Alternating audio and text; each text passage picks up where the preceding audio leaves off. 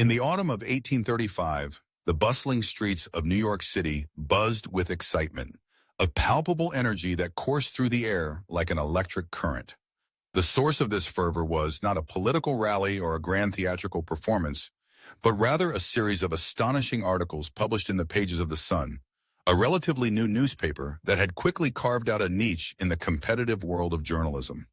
The stories that captivated the public imagination were not mere reports of local happenings or political scandals. They were sensational tales that claimed to unveil the secrets of the moon. The articles, penned by a writer under the pseudonym of Richard Adams Locke, presented an elaborate hoax that described a fantastical world on the lunar surface. Locke's narrative painted a vivid picture of a celestial realm inhabited by bat-like humanoids, whom he dubbed Selenites. These creatures were said to possess the ability to fly, their leathery wings gliding gracefully through the moon's thin atmosphere. The stories went on to describe the Selenites' exotic culture, replete with lush landscapes, sparkling lakes, and even majestic unicorns that roamed the moon's surface, their horns shimmering in the ethereal light of distant stars. Locke's prose was intoxicating, weaving a tapestry of imagination that seemed to leap off the page. He included fabricated quotes from esteemed astronomers, purportedly confirming the existence of these lunar wonders. One such quote claimed, "The moon is not a barren rock, but a vibrant world teeming with life," attributed to a fictional professor of astronomy at a prestigious university. The audacity of these claims, combined with the persuasive language, ensnared the hearts and minds of the public, who were eager to believe in the extraordinary. As the articles continued to roll out, the public's fascination deepened.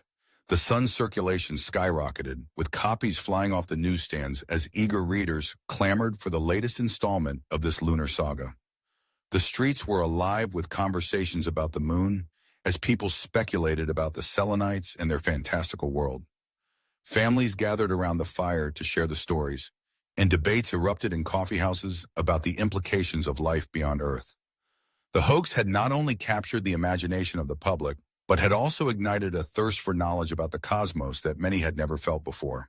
For weeks, the excitement persisted, with the sun becoming a cultural phenomenon.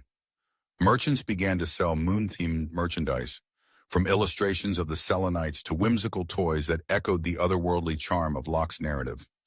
The allure of the moon had transformed into a lucrative business as enterprising individuals sought to capitalize on the public's obsession. The Sun's success was a testament to the power of sensational storytelling, a precursor to the modern clickbait that would dominate media in the centuries to come. However, as with all things built on a foundation of deception, the truth eventually emerged.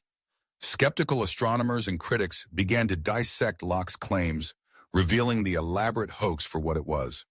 The public's initial wonder turned to embarrassment as they realized they had been duped. The fallout was swift, and while the sun's sails dipped in the wake of the revelation, the impact of the hoax lingered.